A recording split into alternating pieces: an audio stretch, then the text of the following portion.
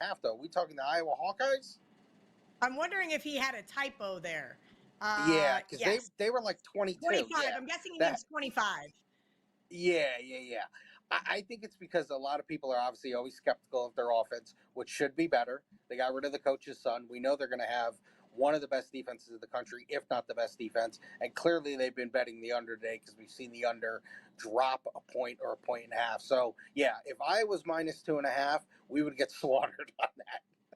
Yeah, I just wrote our producer. I go, holy shit, guys, can we vet these questions? I'm just reading them blindly off the screen. I'm like, wait, that's not right. Oh, this is a good one. This is a thought process on my own. I do not follow a lot of these smaller schools. And Sam Houston plus 9.5 was an interesting one that I've had people ask all week. Are you guys seeing anything in terms of handle on these smaller games, or is it all marquee action? You always see handle in the smaller games, and you always see sharp money. And sharp money came in on Sam Houston at plus 11.5. So if you want Sam Houston, you've probably missed the number on that. So, you've already seen a 2 to 1.5 point move on that. But don't think that just because it's not Clemson and Georgia or Notre Dame, Texas A&M, that these games don't see handle. They do. The extra games, the lower tier games, you see totals move 3 to 5 points. A lot of sharp action comes in on those. But, if you have missed the early number, you're never getting that number back on those games. Where the marquee games, the numbers can go back and forth. You can kind of wait and see what happens, and then you always have in-game possibilities. All right, we're going to kind of go back to, well, actually, let's hit Jack's question first. Art, the move on UGA Clemson spread because of suspensions or actual Clemson money? I think it's suspensions. I mean, like I said, we haven't really seen the Clemson money come in. We took that pretty good sized bet on Georgia early in the week at minus 11.5, and the market's just moved that way, and I think it has to do with the suspensions.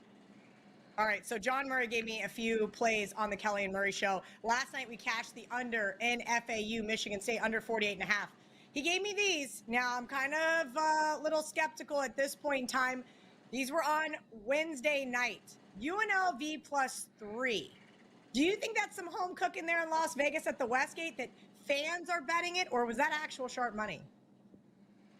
Well, hopefully you didn't bet it. You can get 3.5 this morning. Now, that's been an interesting game.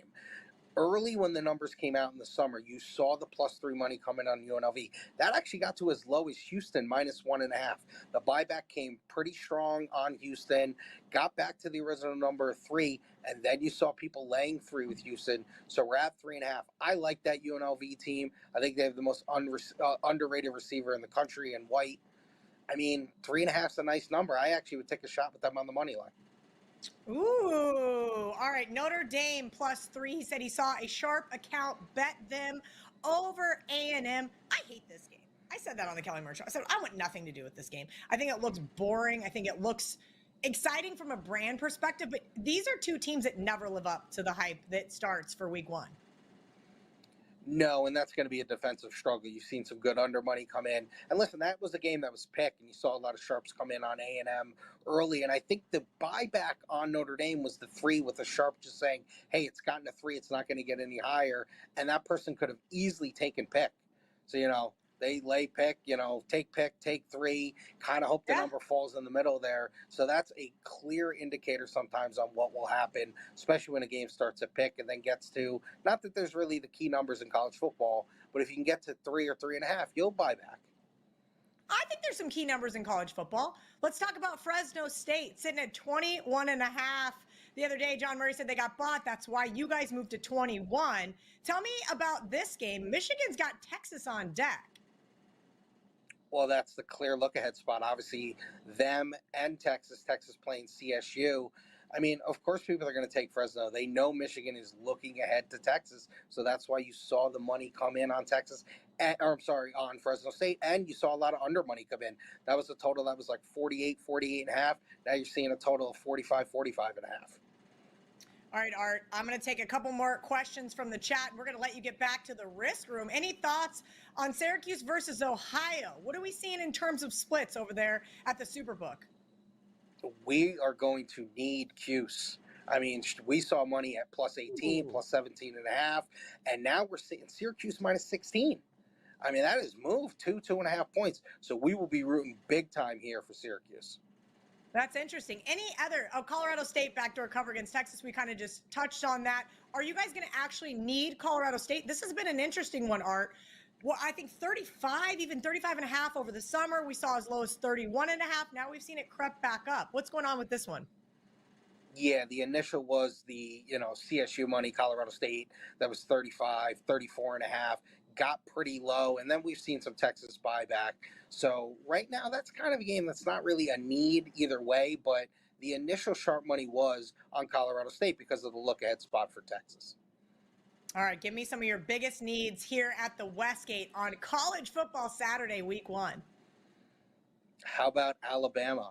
Alabama, we saw a nice five-figure bet. Yeah, saw a nice five-figure bet come in yesterday, minus 32. We're now sitting Alabama minus 34. So we're really going to be rooting against Bama, which is normally a thing for us in the book. But you would think, wow, first game, no Saban, basically playing a nobody. They came in and laid that number, and you've seen the move. That's interesting. Anything else actionable that we need to give our audience here on Last Call before I let you go? Yeah, Sharps took Indiana. They laid 22. That's gotten to 23 and a half against FIU. So FIU is also going to be a big need for us.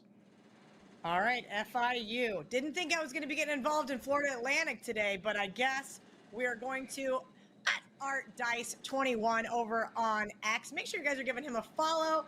Of course, minus 109 right now at the Westgate on college football sides. Next Sunday, minus 108 on those NFL sides. We're going to check in with him each and every single Saturday. You can also catch Art on WagerTalk today with Teddy and Prez. Thank you, Art, for hanging out. Thank you, John Murray, for letting us use your office. Now get back in there and find out some other needs. You can text me on the side, Art. Appreciate you. Let's bring in Gianni the Greek. We love the Greek Gambler for all of his actionable information as well. All right, VR, first thing I'm going to let you do, play contrarian. Anything you've seen that is opposite of the Westgate, maybe. They mentioned Syracuse was a big need. They're going to be rooting against Bama week 1. They're going to need FIU, maybe some Sam Houston State or some UNLV action. Can you confirm or can you rebuttal any of that? Yes, we actually are on the Florida International side. There's a lot of manipulation going on. That much I can tell you. And especially guys that have the power to move the screen right now, they are being used to move the screen. And then you're seeing a lot of comeback the other way. That's why I've told my subscribers, Kelly, if you're not ready to trade, don't mess with me. Because we're going to make our money this season like we did last college football season. But it's not as easy as here's the 5 bets to make today. Sit back and make your 5 bets. There's a lot of line movement, a lot of manipulation going on right now. So be careful with drawn conclusions because I've seen it on multiple games. You touched on the UNLV game. We like the UNLV side over Houston at 3.5 as well. Fresno State and Michigan, I know, like you were saying, there's sharp money on Fresno. The reason that hasn't dropped, though, below that 21 is because of the early sharp money on Michigan. So Michigan did get hit early, kind of like the Texas A&M Notre Dame. I love what Art said because I was actually one of the groups that was behind that early move on Texas A&M. I sent that out to my subscribers at like a pick'em on Texas A&M or money line minus 112, minus 115. And then we came back later and took Notre Dame +3. Now that irritates a lot of subscribers and irritates guys more that buy that day and they look in the back end. They're like, what do I do? He's got Texas A&M at a pick'em. He's got Notre Dame at +3. What do I do? You do nothing. Or you take the bet that you like, based on your risk, because there's going to be situations based on the movement of the market, Kel, where the other side starts to make sense. And as a sports bettor that bets for profit, you're almost forced to jump on that other side, kind of like the Penn State game. I'm on West Virginia at +10.5, like Art touched on. He said Sharps came in at 10.5. I was one of those guys that bet the 10.5, and I sent to my subscribers at 10.5. I think actually I took it up to 11. We got 11. So how can I not lay Penn State today at -7, 7.5, even lay a little juice to get 7 at a total of 50, 51?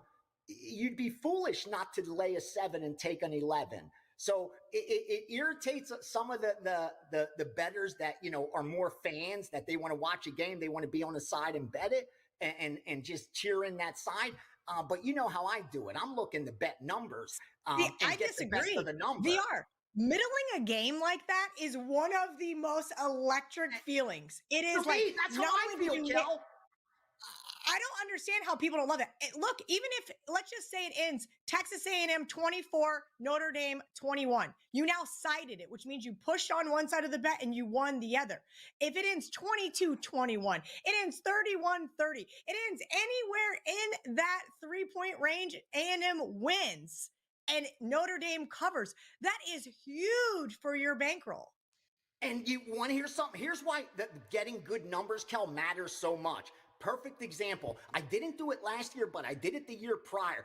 I had such a big sample size, I didn't have to do it again last year. Here's what I found the season prior. If you bet all the moves, let's say the moves that are steam, that are confirmed steam, if you bet it at the opening number, the early number, you cash 62% of your bets over a 400 bet sample size. You went 62% against the number.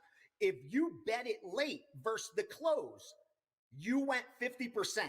You went 184, 182 with 3 pushes. So you lost money. The difference between hitting over 60% of your bets or losing money just based on the line move. So if you bet the early steam, you went cash 6 out of 10 bets. If you bet the steam against the close, you lost money because of the VIG. That's why I always tell bettors, if the number moves significantly, you just can't take it anymore. You're now hoping to be the product of good luck. You know you're not getting the best of it. You know that the market was not that many points off. So I always say, if the number's not there, if it moves too much, just step back and pass. There's always going to be a better bet coming along. And, week one, so many of these lines have been up for weeks, months, that they've moved very significantly. So you got to be cautious here in week one. I could not agree more. Being cautious in week one is exactly what I tried to do, except I'm an absolute utter hypocrite because I did take 8.5 with West Virginia. I think they won the game outright. That is a whole nother argument we might get into with Ross Benjamin here to end the show. VR is one of my favorite contributors here at WagerTalk. Every single week, college football edition to bet on it, NFL edition to bet on it. He's going to provide us with some gold. If you guys have a question for VR, you got about 7 more minutes for my guy. This one is for Gianni. What is the advantage of being able to, okay, here we go. Same question I asked Art. Being able to bet college football at -109 versus -110. It's only a penny on every dollar though, VR. No. You know how much money that adds up to? And the win percentage that you need to break even or be profitable drops a little bit. I don't know the exact number for 109, so I don't want to pick an arbitrary number, but here's what I do know, because I always fight for -105 lines, because I know if I could convince a bookmaker to give me -105 instead of -110, I cut my hold in half. So they have a 4.5% hold. So out of every 100 we bet, they expect to make $4.50 based on -110. At -105, they only expect to make $2.50. So that cuts their edge in half just by being able to lay -105 compared to -110. So sure, laying -109, not as significant, but it still shades some of that percentage that you need to hit to break even and be profitable. And any little edge you can get is going to help you higher probability that you will be profitable. Because again, it's very hard to make money long-term betting sports. It's a tough market. They have the built-in edge. Remember, we pay admission every time we place a bet. We don't think it that way because when we win, we get our money back. But every time you place a bet, you're being charged admission. You're being charged 11 to win 10, whether you like it or not. So if I could lay a 9 to win 10, that's even better. Like if I could get -105, 6, 7, 8, anything better than -110, that increases my profit or lowers my losses. So it's huge. Anytime you could get discounted VIG. Why do you think now with betting being more mainstream that you see a lot of these corporate books are juicing upwards, not -110, -112, -113s, -115s, because they know their hold's going to be so much greater just by bumping it up 1 penny. By making their bettors lay minus 111 or minus 112 instead of minus 110 means so much money to their bottom line. Because remember, you're rolling that money over and over and over and over and over again. Sorry to interject, VR, but why do you think that is? Do you think they know? Do you think they know? Let's pick on a big market, a FanDuel, a DraftKings, a Caesars, a BetMGM. Do you think they know that their customers are not price shopping, 100%. so they just think they can get away with it? And they know, even if their clientele is sharp, because there's a lot of people have good information nowadays. There's sharp people out there that share content. There's tons of shows that talk about it, like we're doing right now. So people know, Kelly, but they still don't have the discipline to do the right thing. It's kind of like, I know how to get a six-pack, but I don't have one. Why? Because I ate a double scoop of ice cream last night. I ain't getting a six-pack doing that. And it's kind of like you see it with sports betting, Kel. Someone wants to lay the minus 6.5. If they drive 15 minutes to the casino and they walk in and it's minus 7, they're still going to bet it. They'll still bet it, and the casino knows that. And they know about the VIG as well, that they could charge minus 112, minus 115, and people will still bet it. They don't really care about the difference, because if I win, I don't pay VIG. You only pay VIG when you lose. I've heard that so many times. Oh, yeah. Juice only hurts if it loses. Exactly. What are you talking about? You've already put up the juice. You've already put it up. So it doesn't matter whether it wins or loses. You've already put it up. So you've already paid that admission price. And I think that's the disconnect, Kel. That's why they're still playing blackjack off continuous shuffle and 6-5 instead of 3-2, because they're still going to play. It's why they lay minus 120 on the Super Bowl coin flip when they know it's a 50-50 proposition, because they want the action. They don't care about placing good bets. They care about placing a bet. That's the difference. If you want to win, you got to place good bets. If you want action, just place bets. That's the difference. Absolutely. You got to place good bets. That's what we're here doing at WagerTalk, teaching you guys how to become better bettors, making better bets, losing less bets. Miami, Ohio money line. Have you seen anything on this game, VR? I forgot they were even playing today. That's what I'm looking for. I'm like, who is Miami against Northwestern? No, I saw two-way action on that. I saw the total get manipulated. I saw the under get hit at 40 on screen, and then off screen over 39.5. Usually when that happens, that second move is really strong. So 40's one, I mean, key numbers, key totals, call them what they will. But getting off that round 40, they were able to do it with minimal money. And I saw a big over the top on that 39.5. I don't have much on the side for you. Just looking at it now, your guess is probably better than mine since you looked at that game. But I can tell you, public-wise, the books are going to need the Miami O side. Northwestern's one-sided in the back end for most of looking at the square action, I'd say 6-7 out of 10 public bets are on Northwestern. Home team -3, it makes sense. I'd bet Miami O money line if I was betting that. Ooh, all right, I'll take a look at that. Hopefully we got a little bit of time before kickoff. We got about 32 minutes here.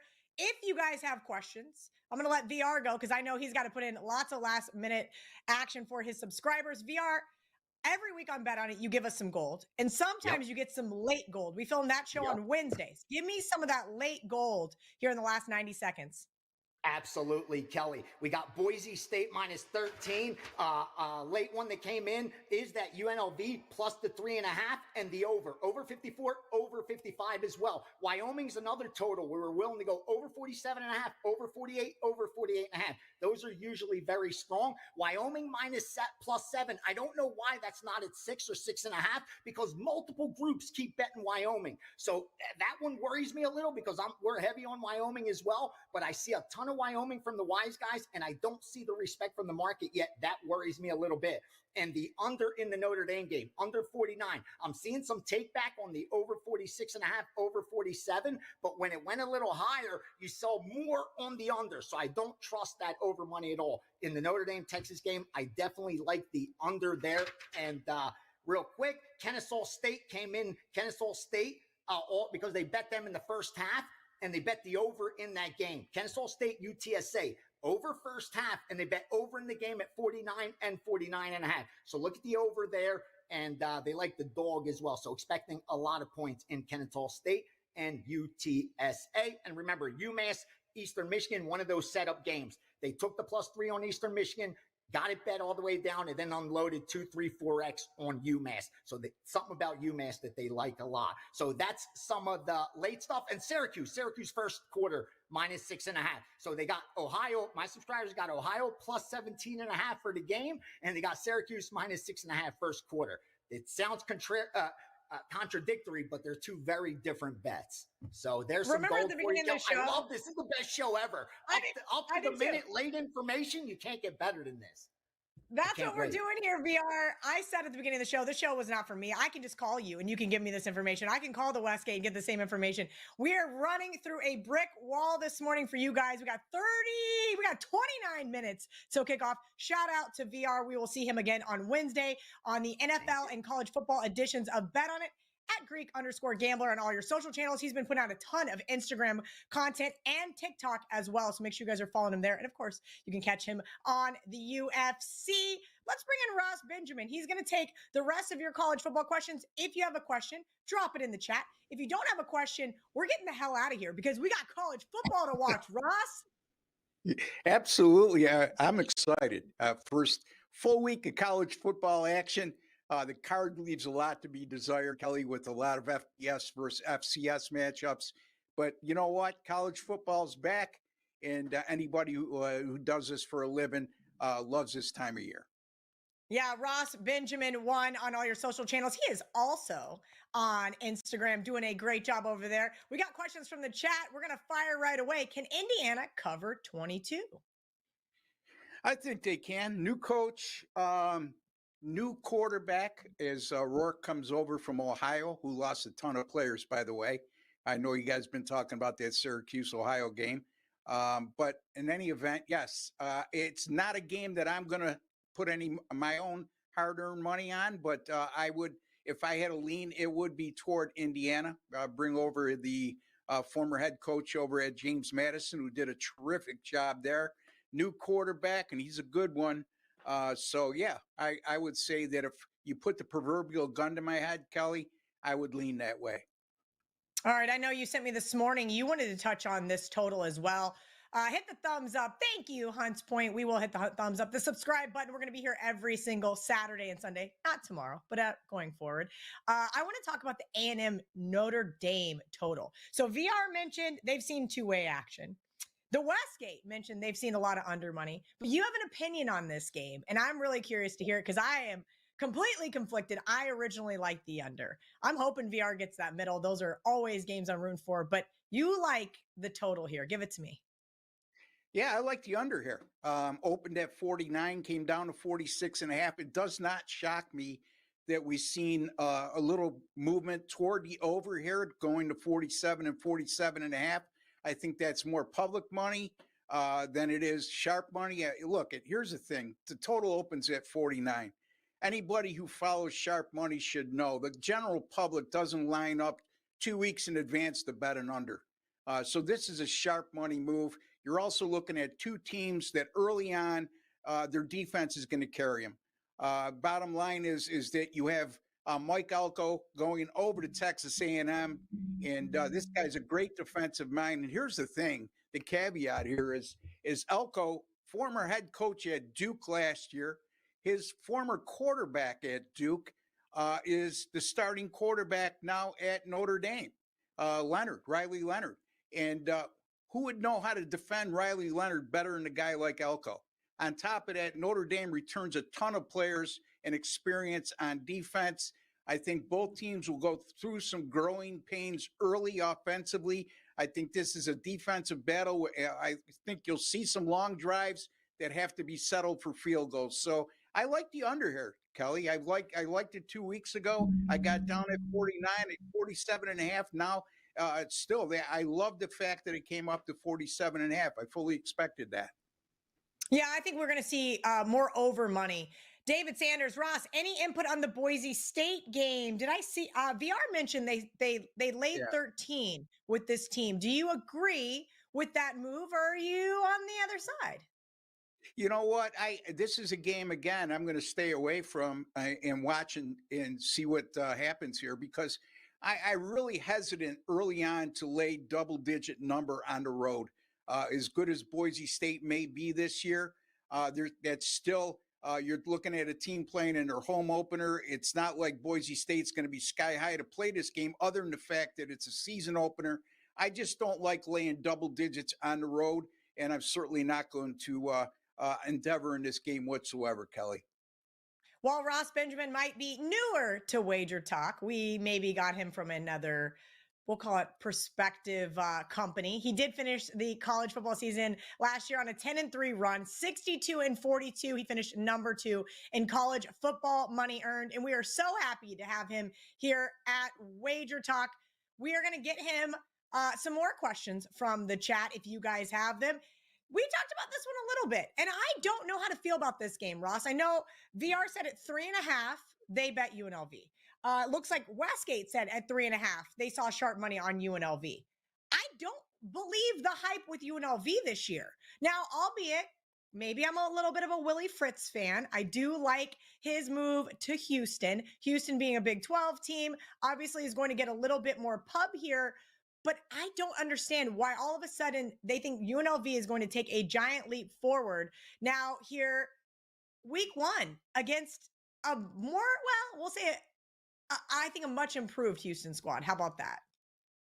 Well, you know what my frame of mind here, Kelly, and if you'll notice as we go on with our shows that you'll pick this up for me, is when I see a line that looks too good to be true, more times than not it is. You got a Big 12 team playing at home, only laying a field goal against a UNLV program that really had, one good year? And again, a Mountain West team. They're not a Power 4 team. So to me, they're begging you to take the home side here. My lean would be on UNLV here. Again, it's not a game that I am going to be personally betting on. Folks, I'm not going to try to sell you on something I'm not betting on or I'm not selling at Wager Talk. This is a game I'm staying away from. But again, if you put the proverbial gun to my head, I take UNLV here plus the points. I just think All right, Ross, I got a question from the text service here before we get Davey Fox. Ross, we made a ton of money during NBA playoffs, and Ross, we trust. All right, my buddy said this. He goes, Kelly, do you ever think that when all the guys on the panel, right, let's say College Game Day, big noon on Fox, all pick a team to win the title, they won't? He said every single one of them just picked on Fox, picked Ohio State to win the national title. I kind of do think that's a little uneasy if you're holding an Ohio State ticket. But while we wait for some more questions from the chat, who is your national champion? And do you think Ohio State is really going to be in the mix this year? No. Well, yes, they'll be in the mix, but again, you'll never catch me betting a prohibitive favor like Ohio State to win a national championship. You got a $20 million NIL team in Ohio State, and that's well known. Their roster right now is in excess of $20 million in NIL money they'll be receiving this year. So to me, when I see that, there's a little bit of hunger that's taken away. It's the obvious pick. I'm not a big futures guy, Kelly. So you're asking the wrong guy. But I can tell you this, I will not take as low odds as you see it on Ohio State to win a national championship before we even play game 1 of the season. So in terms of who I like to win the national championship, yeah, I don't know. Give me a little bit of a longer shot, Ross. Let's find a guy let's find a team like later down on the list. I'm just curious. Before these games kick off, maybe I need to be looking at. All right, you're putting me on the spot here, Kelly. Thank you for doing that. That's what I do. That's why it's last call. We're under the gun. We've got 21 minutes, Ross, until the games kick off. And I forgot to promote VR. So while you're looking on that list, VR, number 1 in college football profit, because Ross is number 2, if you guys remember that. Saturday college football all access pass for VR, plus college football best bet pass. He's going to be on the Steam Room today, 1 p.m. Eastern, right here on the Wager Talk YouTube channel. I apologize, VR. He sent me that at 10:47, and I missed it for his promotion. So we're going to get back to Ross, talking futures bets, just anything fun. We got 20 minutes until the college football slate kicks off. Ross, who have you come up with for me? I think Notre Dame is a decent number. And I say that because, and again, they got a tough one right off the bat as an underdog at Texas A&M. But my point here is their schedule is favorable, which will put them in a pretty good position. I think this is a team that's going to get better as the season goes on, especially with Riley Leonard at quarterback. I think they play good enough defense to put themselves in a position to be in the 12-team playoff, possibly get a first round bye in the top four, and anything could happen from there. And this year, if you want to get away from just the Georgia and Ohio States, it's anybody's game, right, Kelly? So I would say that Notre Dame to me, and I'm making this decision because you put me on the spot. Okay. Thank you for that. That's what these people want to hear. We want to hear that, hey, it's okay. I'm not a futures better. I want people to know what they're getting when they buy your package. They're not going to get a futures bet from Ross Benjamin. All right. Yeah. Andrew Wojcik, fan favorite of the show. Well, my favorite guy that jumps in the comments section, at least on Saturdays. Can we get Ross's opinion on Georgia Clemson? Yeah, I would have a slight lean toward Clemson here, getting the points. Okay, I know that we got to do an asterisk. Line open 13.5. Did we ever see a 14? I don't recall. 10.5 right now. 10.5. This line has plummeted. So that's the one little asterisk here I will give you before you go into your breakdown. Yeah, again, some of it is suspension related, and I think some of it is sharp money too. Again, I think Georgia prohibited favored again to win a national championship, and rightfully so. And also playing in their backyard in Atlanta, where they've had a lot of success playing in that stadium. So I'm going to take Clemson here. Again, not part of my package. Again, not part of my bets. But in terms of leans go, I'll take the Clemson Tigers plus the 10.5, plus 11, whatever you can get them at. I certainly like them a lot better at 13.5 than the current number, though. Of course. In week one, we know these get on the move, and we always want to encourage people to get the best of the number. Ross Benjamin over at WagerTalk.com, WT.buzz/RB. Ross, if somebody were to buy your college football package, what can they expect from you? Well, I mean, last year you mentioned it, finished number 2 overall. Gianni, by the way, was number 1. I'm going to beat him this year. And also, I got 4 picks up for sale today, right now at Wager Talk, a 3-game package. Also, a play on the West Virginia Penn State game. And you know what? I got down early on this game, so I'm going to encourage people not to buy that game for me if they're listening right now, only because the line move is they took away the value from me. I got down at 10 on this game. When I originally put it up at Wager Talk, it's now down to 7.5. So Kelly, I would say that I think you like West Virginia. You got them at 8. I'm on West Virginia with you. Okay. I'm going to flip this back to you. Can they win this game outright? I think they can. I do. I think that they can. I think we're looking at their quarterback. I really like a lot.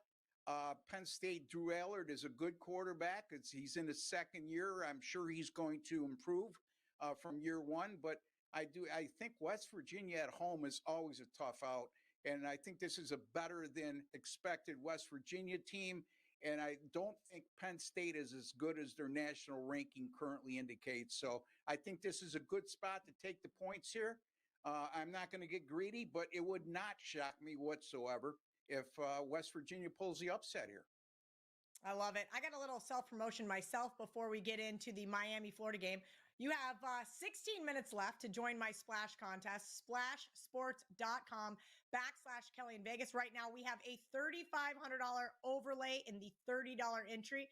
Splash got a little advantageous here. They added another Survivor challenge, and actually it kicks off in 3 hours because that's when the last available team kicks off. So you still got a little bit of time, but a $3,500 overlay there. The other 2 contests already filled, so you snooze, you lose. If you want to look for a college football pick'em, I've got a $500 and $100 one up. All right, Ross, we all know which game I'm on here, and I know that you may have an opinion, but this is another game that moved a lot. So I said, all right, I waited too long. I pump faked on the 4.5 with Florida. Just give me the plus 125. Florida's going to win this game tonight in the Swamp. Yeah. Look, here's the thing, Kelly. Again, I look at what seems to be the obvious. Miami on paper is the better team. Miami with Cam Ward at quarterback. They bring over Damian Martinez from Oregon State, who is a underrated running back. If you look at his career numbers at Oregon State, this kid's a bulldog.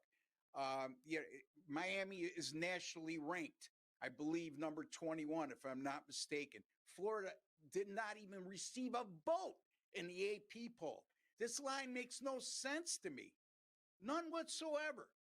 And, playing in the swamp opening day, Miami to me, every year, you talked about teams that never live up to expectations like Notre Dame and Texas A&M.